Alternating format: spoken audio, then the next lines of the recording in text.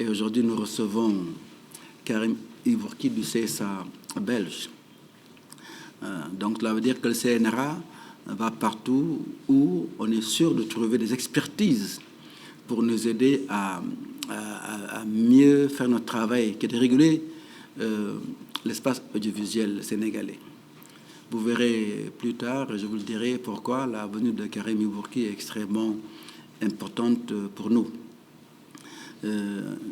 Dans l'espace africain, comme vous le savez, le Sénégal dirige un peu, préside la plateforme de l'UEMOA et de la Guinée, les 9 pays africains. Et également, je suis le vice-président du RAFRAM, qui est l'ensemble des pays francophones.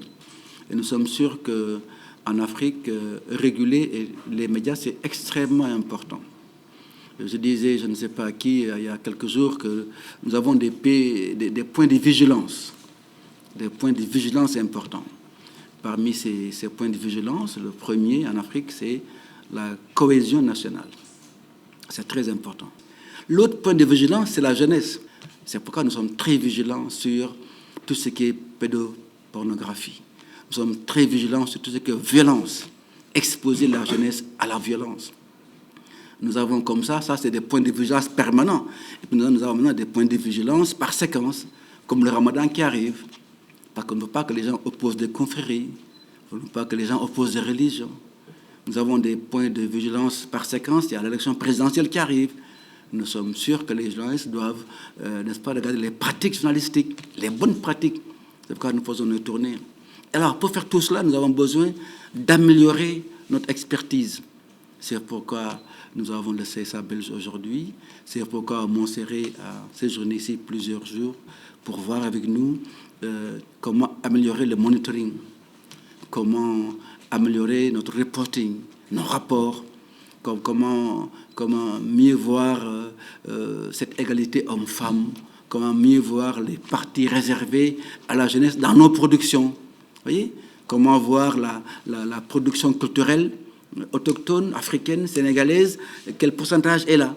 Le CSA et le CNRA a collaboré aujourd'hui, a signé dans quelques instants cet accord de collaboration qui, comme tu l'as rappelé, porte sur un meilleur monitoring, la protection des mineurs, le respect de l'égalité homme-femme, le renforcement des capacités du CNRA en matière de communication et d'études.